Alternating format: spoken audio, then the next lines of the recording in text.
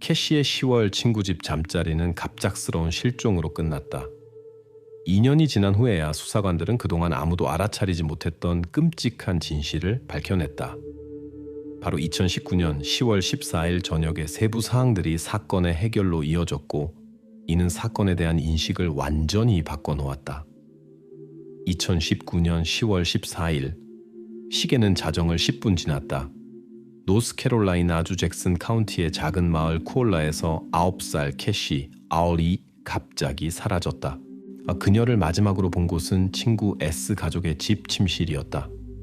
캐시는 그곳에서 평온한 밤을 보낼 예정이었다. 당시 집에는 친구의 부모와 17세 맥스 S라는 그들의 장남만 있었다. 그들 중 누구도 캐시가 어디로 사라졌는지 말할 수 없었다. 경찰은 부모의 신고 후 불과 20분 만에 현장에 도착했다. 집은 조용했고 언뜻 보기에는 이상한 점이 없었다. 그러나 부엌 뒷문이 살짝 열려 있었다. 이것은 즉시 보고서에 기록되었다. 보고서에 아이들의 방에서는 비어 있고 구겨진 침낭이 발견되었다. 이는 캐시가 개인 물품을 아무것도 가져가지 않고 갑자기 자리를 떠났음을 의미했다. 수색 시작 후 샵 5분도 안 되어 가을비가 내리기 시작했다. 나중에 경찰견 조련사는 왜 경찰견이 빠르게 흔적을 잃었는지 설명할 것이다. 수사 첫 몇 시간 동안 경찰은 2명의 용의자에 집중했다. 첫 번째는 저녁 내내 집에 있었던 청소년 맥스 S였다. 두 번째는 이웃이자 전쟁 참전용사인 58세의 조 K로 공식적으로 마을의 경비원 역할을 맡고 있었다. 그는 캐시가 사라진 바로 그 밤에 지역을 순찰하고 있었다. 맥스 S는 수사관들에게 해당 시간대에 자신은 온라인 게임을 하며 자기 방에 있었다고 확신에 찬 진술을 했다. 그는 밤새 헤드폰을 사용했고 의심스러운 소리를 전혀 듣지 못했다고 강조했다. 그의 알리바이는 경찰이 확보한 게임 채팅 오디오 녹음으로 뒷받침되었다. 그 기록에 따르면 맥스는 23시 55분부터 00시 20분까지 다른 플레이어들과 활발히 음성 대화에 참여했다. 그러나 수사관들은 중요한 세부 사항을 기록했다. 맥스의 방에는 감시 카메라가 없었다. 오디오 녹음은 그의 목소리만 확인했을 뿐 그가 실제로 자기 방에 있었다는 것을 증명하지는 않았다. 00시 31분 자동차량 번호판 인식 카메라 ALPR가 쿠올라 마을에서 나가는 도로의 난방 및 에어컨 시스템 HVAC 수리회사의 흰색 서비스 밴을 포착했다. 차량은 마을 방향에서 오고 있었으며 캐시가 묵었던 집에서 약 2km 떨어진 곳에 있었다. 번호판은 부분적으로만 기록되어 차량 소유자 식별을 크게 복잡하게 만들었다. 카메라는 번호판의 마지막 세 글자와 차량 측면의 회사 로고만 저장했다. ALPR 카메라에 미확인 서비스 밴이 나타난 것은 수사 첫날의 핵심 방향이 되었다. 경찰은 신속하게 지역 데이터베이스에 연락하여 최근 허리케인 피해 복구 작업에 등록된 각 차량을 확인하기 시작했다. 다양한 회사에 속한 38대의 서비스 차량이 의심을 받았다.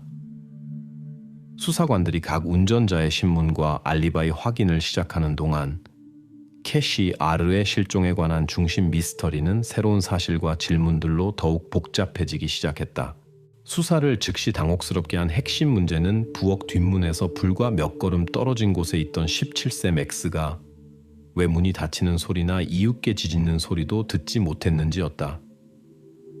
그 개는 마을의 작은 소음에도 반응했지만 그날 밤 개 짖는 소리는 10대의 주의를 끌지 못했다.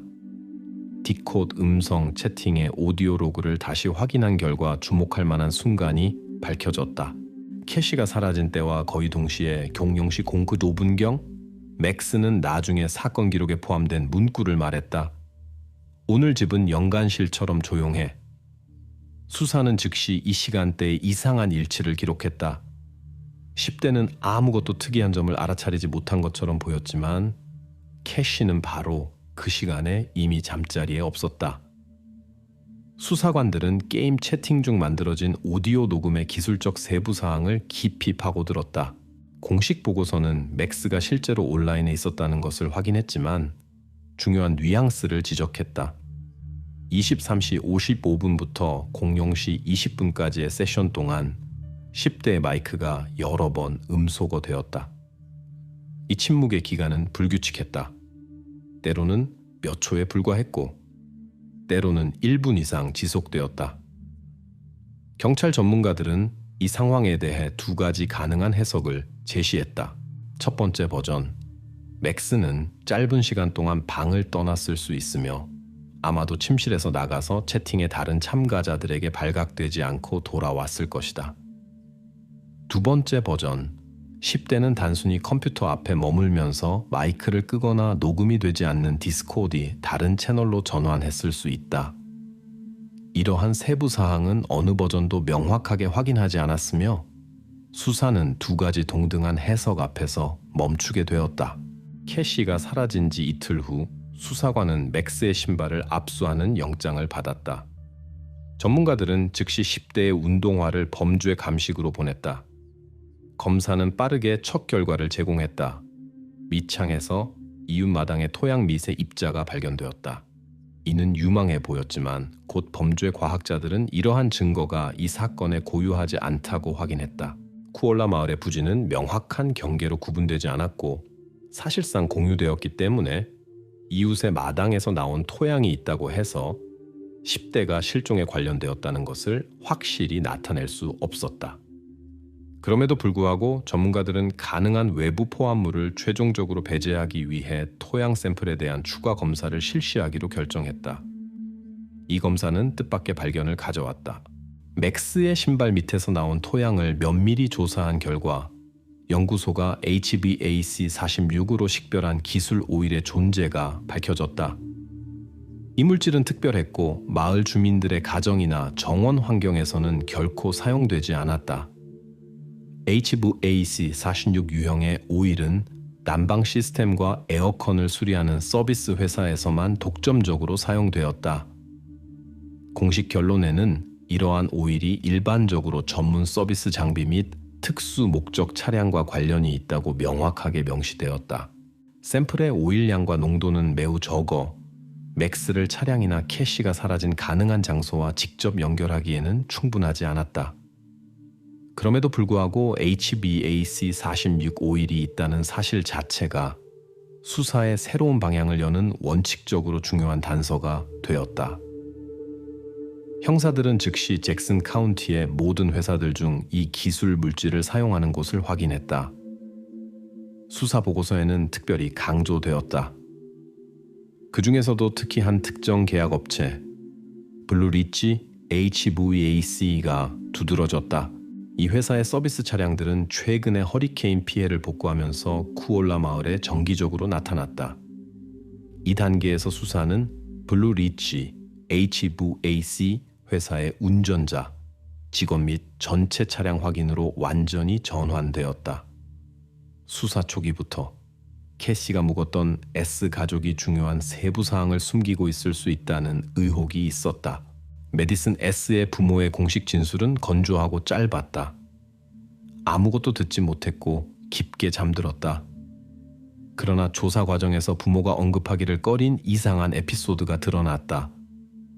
바로 그날 저녁 10월 14일 캐시가 사라지기 정확히 12분 전에 집에서 걸린 전화가 수사 전체 그림을 완전히 바꿀 수 있었다.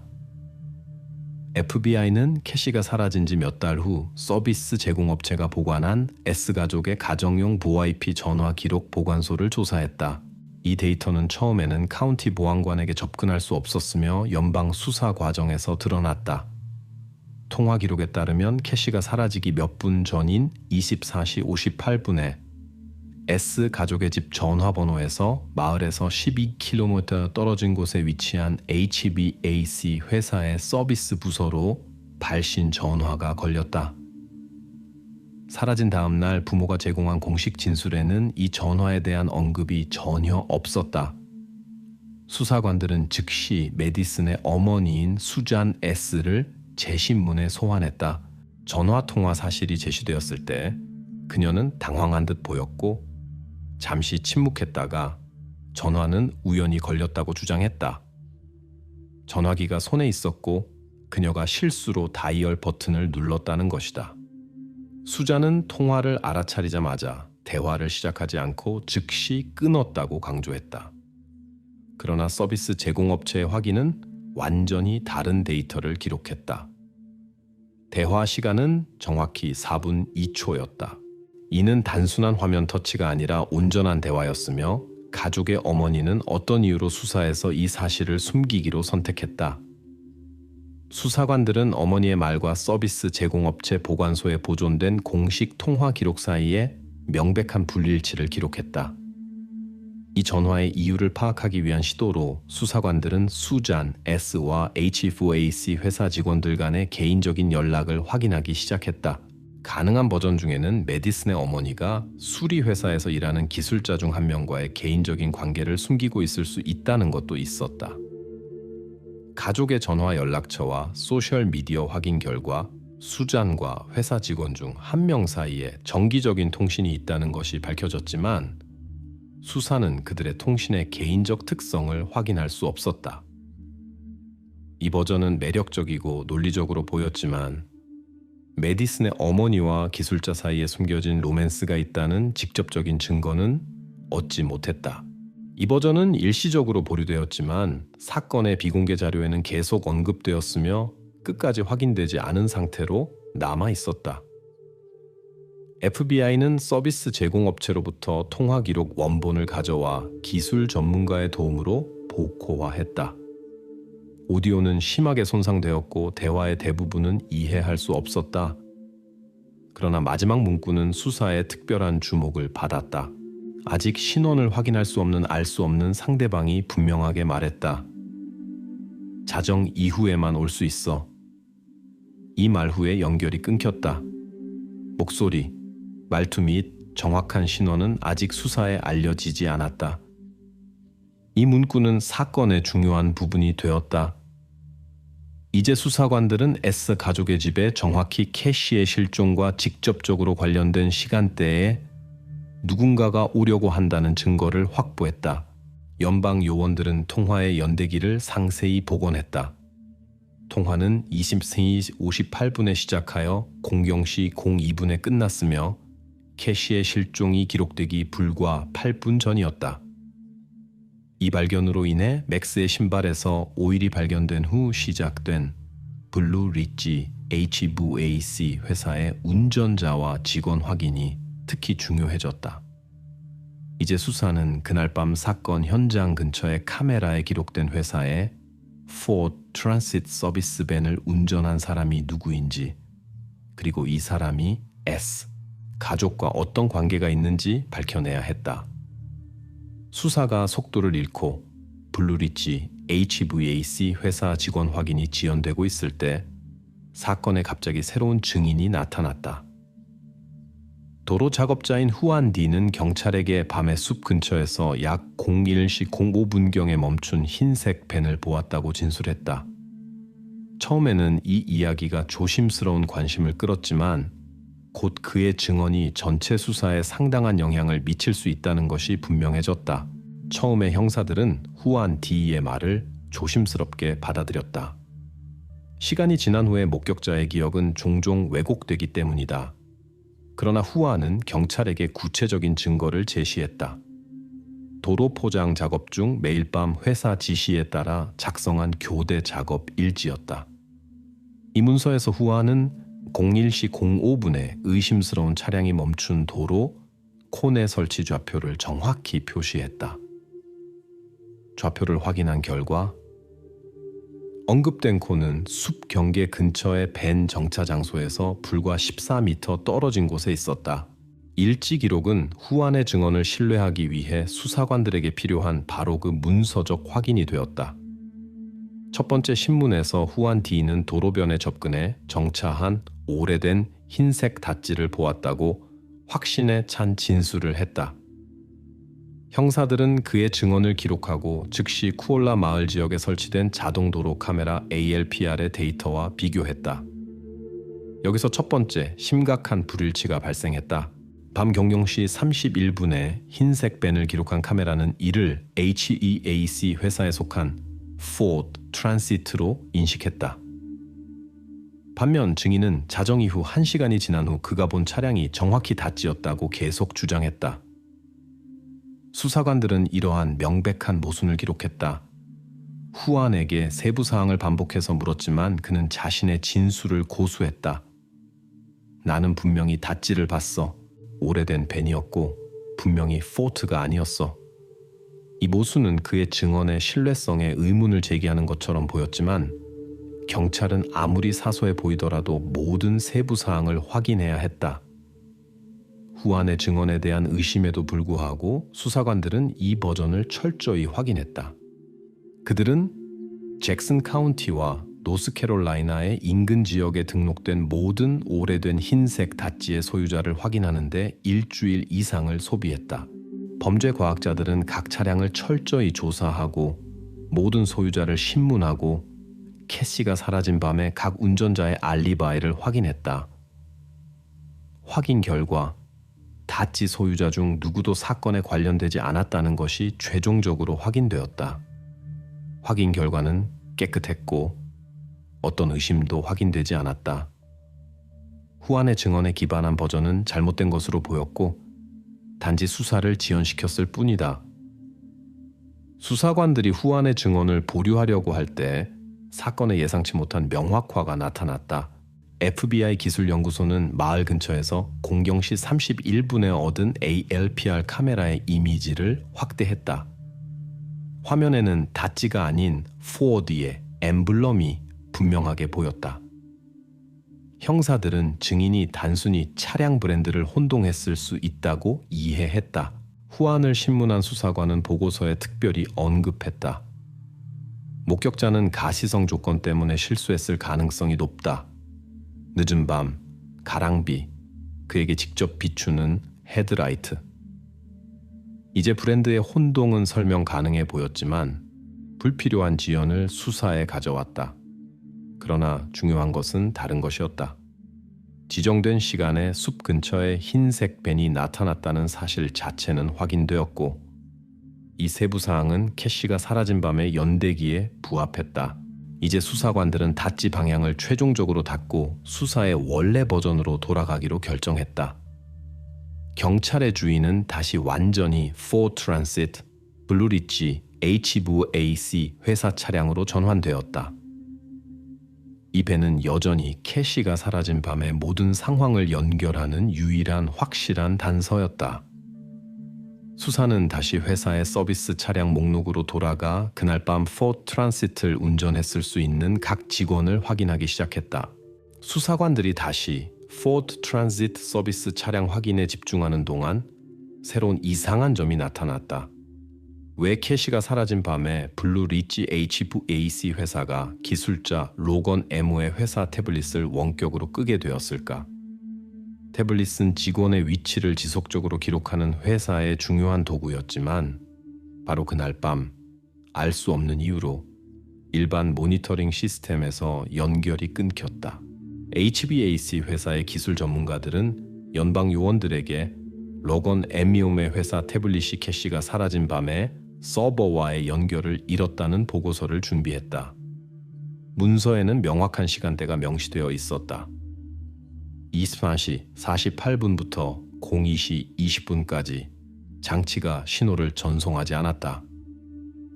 이 시간대는 S 가족의 집에서의 전화와 이후 캐시의 실종이라는 수사의 중요한 사건과 완벽하게 일치했다.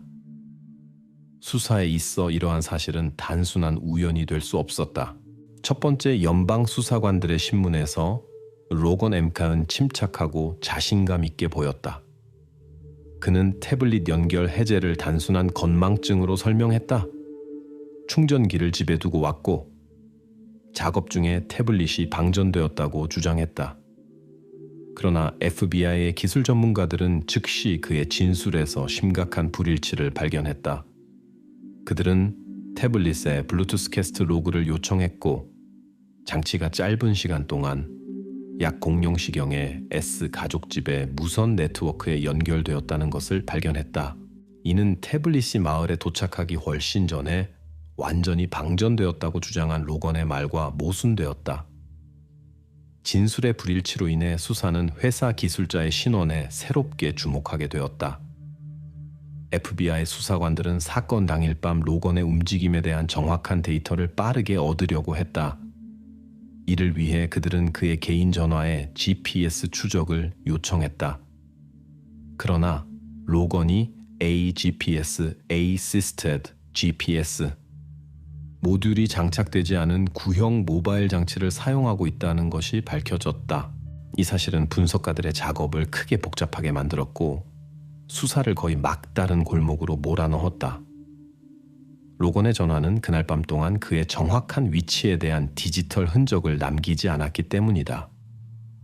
수사 자료에서 이 에피소드는 일시적으로 수사 진행을 지연시킨 기술적 실패로 표시되었다.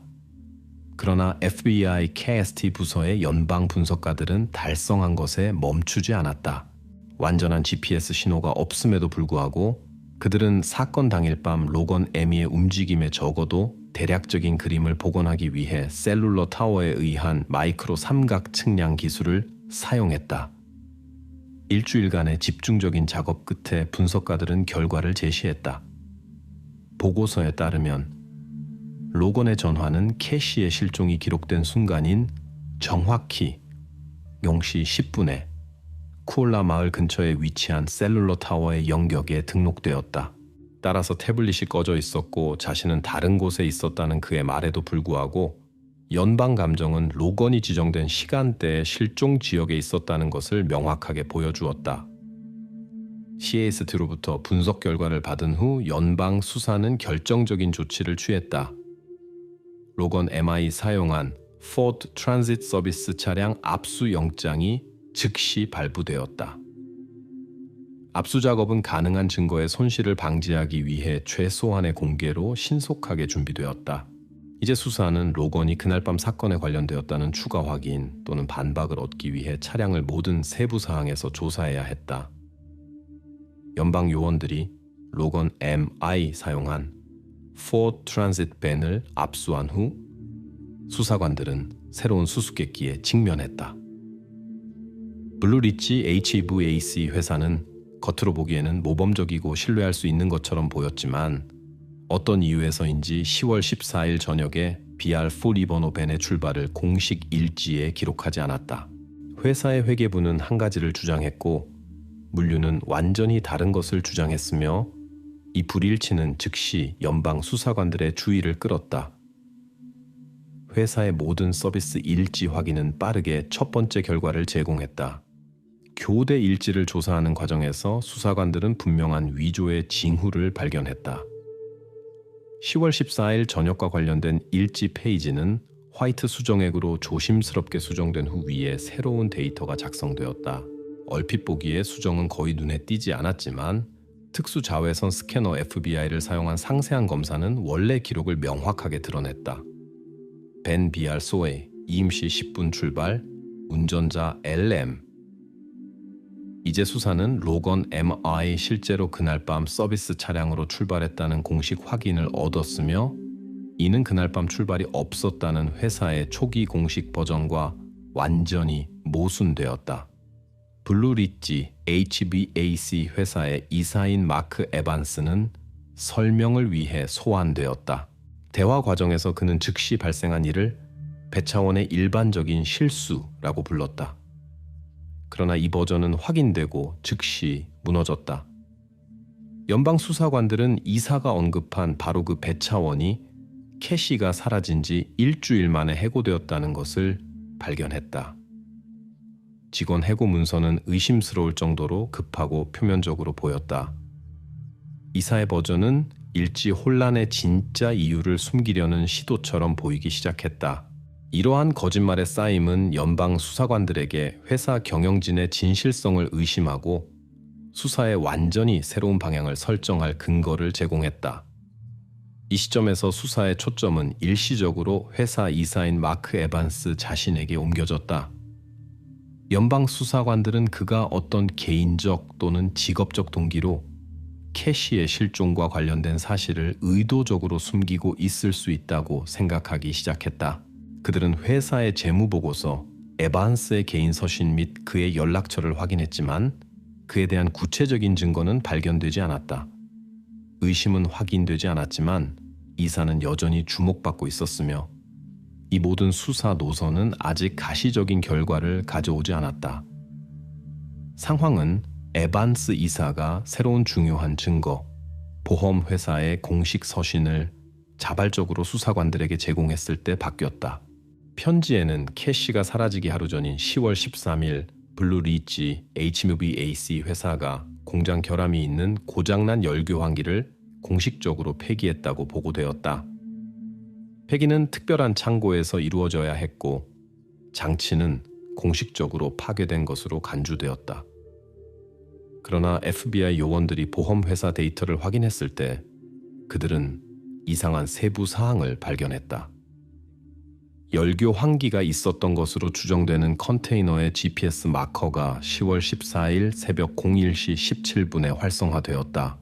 즉, 수사 버전에 따르면 캐시가 이미 실종되고 로건 에미의 베니숲 근처에서 목격된 바로 그 시간에 열교 환기가 있는 컨테이너가 갑자기 수사의 중요한 세부 사항이 되었다. 이는 실종자의 가능한 위치에 대한 첫 번째 심각한 신호였다. 얻은 데이터를 바탕으로 연방 수사는 즉시 작전 규모를 확대했다.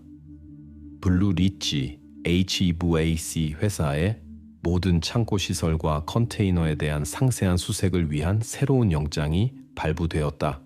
요원들은 무엇보다도 10월 14일 밤에 설명할 수 없는 이동을 GPS로 기록한 바로 그 컨테이너에 관심이 있었다.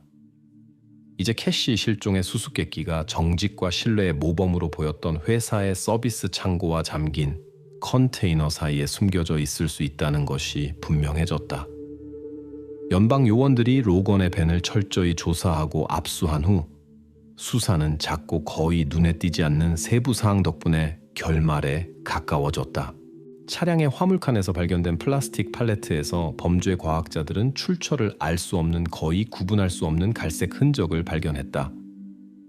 처음에는 경험 많은 전문가들조차도 그것이 정확히 무엇인지, 기술 오일인지 아니면 훨씬 더 중요한 것인지 확실히 결정할 수 없었다. 샘플은 즉시 연방범죄연구소로 보내졌으며 1년의 정확한 과학적 분석 후 물질의 정확한 성질이 확립되었다. 연구소의 결론은 건조하고 명확했다. 팔레트의 흔적은 소량의 혈액, 정확히 0.2밀로로 판명되었다. 최대 정확도로 수행된 유전 검사는 발견된 생물학적 물질이 캐시 어머니의 DNA와 50% 일치함을 보여주었다.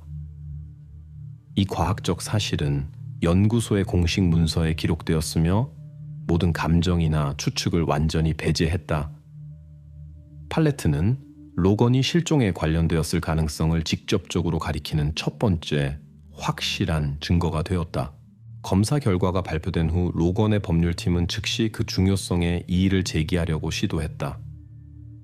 그의 변호사는 혈액 샘플이 기술자가 운반한 이전 물체에서 오염으로 인해 우연히 팔레트에 도달했을 수 있다고 주장했다. 그러나 검찰 측은 즉시 설득력 있는 반론을 제시했다. 사건 자료에는 제조업체의 문서가 제시되었는데 이에 따르면 해당 플라스틱 팔레트는 2019년 8월에 제조되었으며 회사에서 공식적으로 한 번만 사용되었다. 캐시가 사라진 바로 그 밤에 이 상황은 변호 측의 설명을 반박하고 로건의 관련성에 대한 수사의 의심을 다시 확인했다. 그럼에도 불구하고 변호 측은 포기하지 않고 이제는 혈액 샘플의 보관 및 운송 절차 준수에 이의를 제기하는 새로운 논쟁 노선을 제시했다. 로건의 변호사 주장에 따르면 생물학적 물질 샘플이든 시험관이 법집행기관 대표가 직접 전달하지 않고 페덱스 우편 서비스를 통해 연구소로 보내졌기 때문에 샘플 보관 체인이 훼손되었을 수 있다고 했다. 이 상황은 증거 자체의 합법성에 대한 일시적인 의심을 야기했고 재판을 며칠 지연시켰다. 변호 측은 절차상 가능한 위반을 주장하며 해당 혈액 샘플을 사건에서 제외할 것을 적극적으로 요구했다. 그러나 판사는 양측의 모든 논쟁과 범죄 과학자들의 증언을 검토한 후 DNA 샘플을 사건의 합법적인 증거로 인정하기로 결정했다. 이 결정은 수사의 중요한 전환점을 의미했다. 이후 검찰은 즉시 로건의 체포영장을 공식적으로 작성했다. 그리고 변호 측에게 상황이 완전히 패배한 것처럼 보였던 바로 그 순간 로건 M은 변호사를 통해 검찰과 거래할 준비가 되어 있다고 뜻밖의 발표했다. 이는 법원과 수사 모두에게 완전한 의외였지만 바로 이 거래가 사건의 마침내 마침표를 찍을 수 있었다.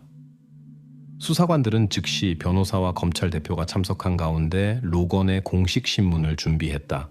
수사의 주요 임무는 그토록 오랫동안 찾아왔던 것이 숨겨져 있을 수 있는 장소에 정확한 세부 사항을 알아내는 것이었다. 이제 로건이 협력할 준비가 되어 있다고 선언한 후 그의 증언은 2년 전 친구 집에서의 캐시의 평범한 잠자리로 시작되어 지금 연방지방법원 건물 안에서 끝나는 길고 복잡한 수사의 마지막 단계가 될 것이었다. FBI 연방 사무실에서 진행된 최종 신문에서 로건 M은 2019년 10월 14일 저녁의 사건을 상세히 설명했다. 그의 자백에 따르면 그날 저녁 그는 에어컨 고장에 대해 불평하는 메디슨 S의 어머니로부터 전화를 받았다. 메디슨의 어머니는 자정 이후 늦은 저녁에 가족 집에 와달라고 요청했다.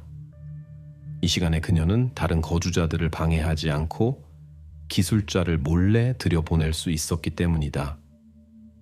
이런 상황을 위해 특별히 남겨둔 예비 열쇠를 사용해 로건은 부엌 뒷문을 통해 집에 들어갔다. 안에서 그는 거의 즉시 캐시와 마주쳤다. 어두운 부엌에서 낯선 사람을 보고 그녀는 부모나 친구의 형제의 주의를 끌려고 시도하며 갑자기 소리를 질렀다. 로건은 나중에 자신의 행동이 충동적이었고 계획된 것이 아니었다고 설명했다. 노출과 경찰 문제를 두려워하며 그는 손으로 그녀의 입을 막고 캐시가 생명의 징후를 보이지 않을 때까지 붙잡고 있었다. 돌이킬 수 없는 일이 일어났다는 것을 깨닫고 그는 그녀를 아이들 방에 있던 침낭으로 감싸고 같은 뒷문을 통해 빠르게 밖으로 데리고 나갔다.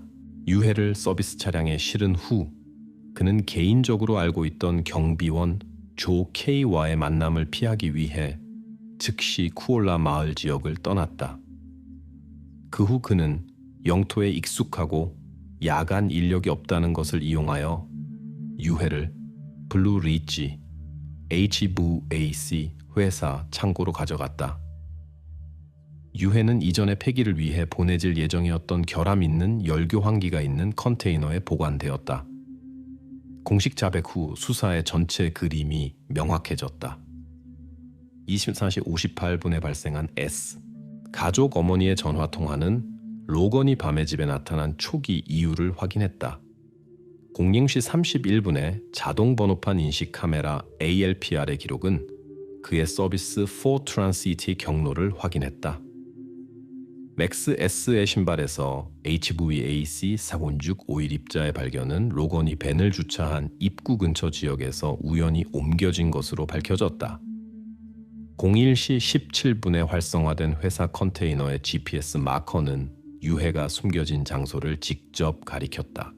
그리고 마지막으로 플라스틱 팔레트에서 발견된 갈색 흔적은 로건과 범죄의 연결을 최종적으로 확인했다.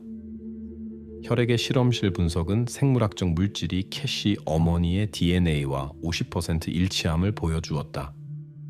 이 모든 세부 사항의 결합은 우연이나 실수를 배제했다. 따라서 처음에는 관련 없는 사실들의 모음처럼 보였던 것이 연방 수사관들이 2년 동안 지속된 이 복잡한 사건을 완전히 해결할 수 있게 해준 연속적이고 반박할 수 없는 증거와 증거의 사슬로 변했다. 수사의 마지막 단계는 계약업체 회사의 창고 단지에서 진행되었다. 로건의 지시에 따라 수사관들은 필요한 컨테이너에 도착했다. 연방 요원은 무거운 볼트 커터로 거대한 자물쇠를 열었다. 큰 금속 딸깍 소리가 완전한 침묵 속에 울렸다. 컨테이너 문이 천천히 열리고 즉시 특유의 강한 냄새가 주변에 퍼졌다. 모든 참석자들은 잠시 얼어붙었다. 수갑을 차고 연방 서비스 직원들에 둘러싸인 로건 M은 계속해서 아래를 바라보며 한마디도 하지 않았다. 2022년 5월 5일 구세 캐시 아르의 실종 사건에 대한 최종 샬롯 연방 법원 청문회가 열렸다. 판사는 최종 결정을 낭독했다. 로건 M은 모든 혐의에 대해 유죄 판결을 받았으며 사면 가능성 없이 종신형을 선고받았다.